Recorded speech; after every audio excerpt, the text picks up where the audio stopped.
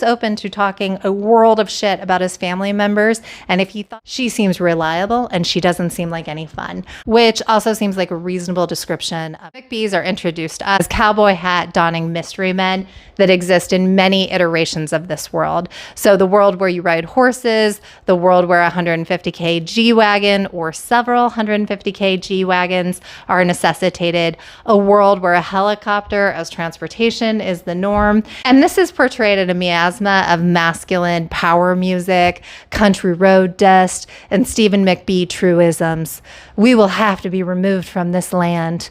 There is a thin line between love and hate and success and failure. So I don't know how that accent was. I'm pretty terrible at accents. You can spend your life building someone else's dreams or work for yourself and build your dreams. So the initial introduction then moves to something more tangible, and that's a 40,000 acre ranch and side businesses that employ over 250 people and that are presided over by the owner, who is Stephen McBee Sr., who had the truisms. He's a 51-year-old divorced playboy that considers his 4 sons his very best friends, which actually maybe that's just 3, but more on that later. So next in line, we have the CEO, who is the eldest son, which is the heir apparent, Stephen McBee Jr., and he's 28 years old. After him, we have Jesse, who is 26, Cole, who is 24, and Braden, who is 21. So we quickly learn a little bit more about each cast member and their relationship to the business. So Stephen Sr. likes taxidermy and focuses most of his time and attention disappointing women, both women in his employ and out of his employ.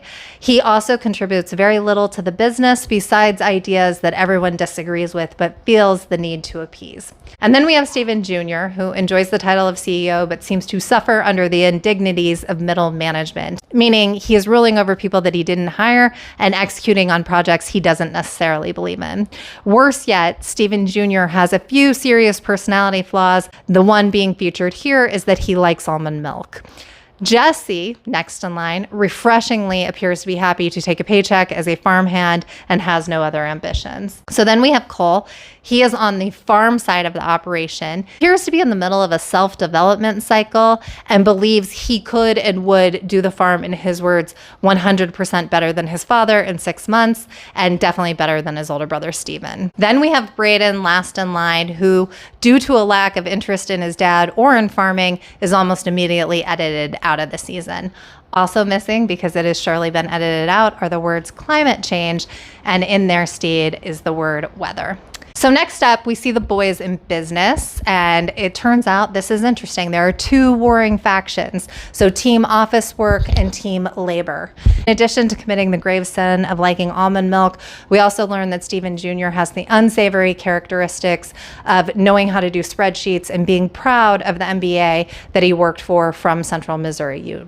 Okay, and then Cole, who is AKA team labor, meaning he heads up the farm hands, he's out in the field. What we know about him is that he likes to chew gum, he likes to arrive to meetings late, and he was the quarterback of his high school football team. At this point, we meet the first woman to get a speaking confessional, and that is Kayla, and she is Steve McBee Jr.'s girlfriend. So she's born and raised in Dallas, but she met Stephen Jr. on a reality TV dating show, which she won. So Stephen Jr. was the prize in that competition.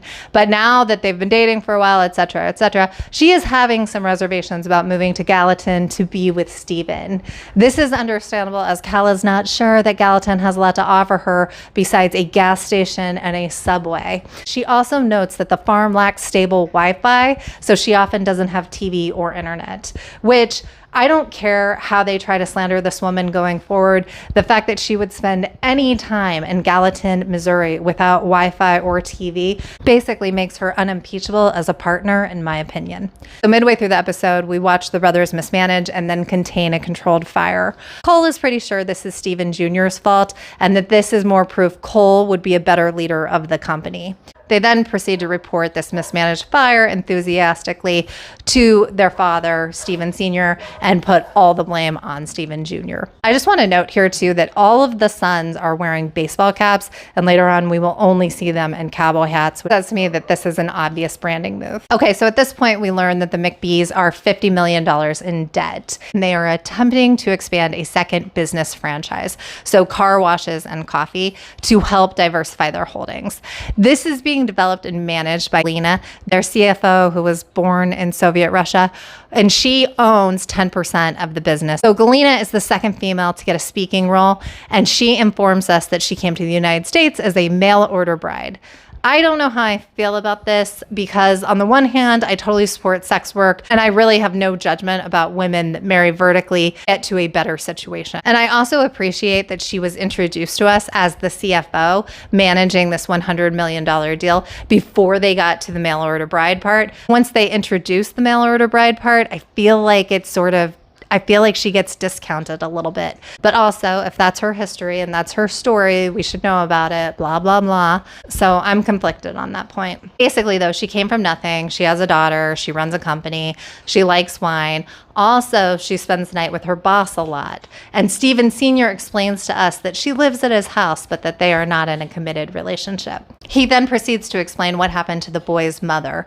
So a year and a half ago, they got divorced because she found out the extent to which he was cheating on her. So then Stephen tells us this is his biggest regret in life. And then he doesn't say this, but I'm saying this. It's maybe his biggest regret in life, but still not something he is interested in thinking about any further. So then we get to a scene where Peter, a farmhand that speaks in indiscernible English, shares with us something that Stephen Sr. told him. So there's Stephen Sr. truism, and that is, if you're here for a paycheck, go the fuck away. If you're here to farm, farm.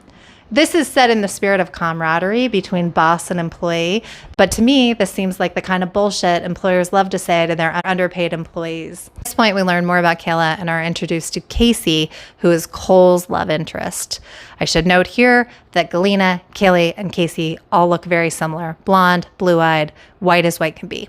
After that, we meet Allie, who lives with and has been with Jesse, so the second son. They've been together for over 10 years. Allie is a change of pace. She's brunette. She seems reliable, and she doesn't seem like any fun, which also seems like a reasonable description of Jesse.